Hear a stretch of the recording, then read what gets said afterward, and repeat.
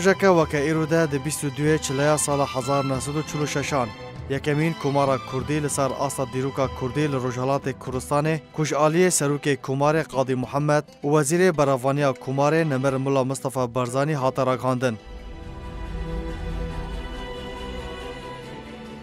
کمار مهاباد د قادا چارچرا لپایتخت کمار لباجار مهاباد ی روجالات کردستان هاتا راگاندن. لیبتنی 11 حیوان بردوام کرد و داگیرکرین کردستان او کمار هلوشاند و روخاند. و بلداروکرنا سروک کمار قاضی محمد دسی آدار سال 1947 لهمان قادا کوهاتیا راگاندن هاتا ترور کرن و بویه که کمار مهاباد بداوی هات.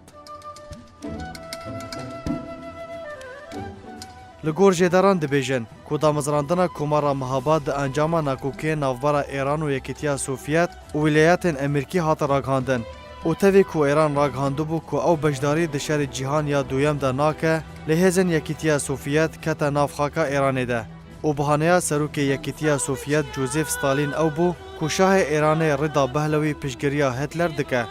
ده انجام وی دستیواردانه ده رضا پهلوی برای خدا ولاتن سرگونیه پشترک کری ویل شونا رضا پهلوی ده هاته بجه کرن. هرچو ارتشا یکیتیا سوفیت دستی خودانی سر باکور ایرانه و هیویا ستالین او بو که هجمون خواه دریا دامزراندنا کیانان لی ایران برفرهتر بکه.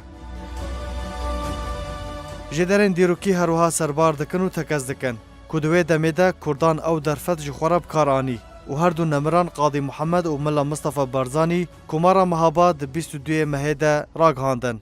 لجبر فشارن کوشاه ایران لسر ولایت امریکی کریه و امریکا برولا خواه فشار لسر یکیتیا سوفیت کر ده انجام ده ارتشا سوفیت جناو خاک ایران وکشیان.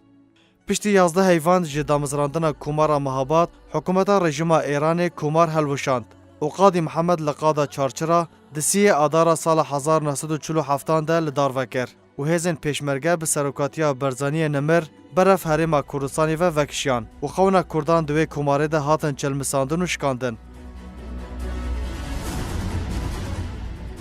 در ساله که جروجا 22 ماه چله کردن چارپارچه کردستان و روژا پیروز به بیر خواتینن روژا کوته ده کماره برومت هاتیا راگاندن و همو نفش بشانازیه که پرمزن و روژه بسر بلندی دنرخینن. و هر دم هیویا کردان اوه که کماره که وها ور راگاندن دیده کرد خواه بکینن مرم و ارماجن خواه. دولت کی سر بخوا لجر ناو کردستان مزنده به سربستی و آزادی و بدستخستن مافین خود بجین.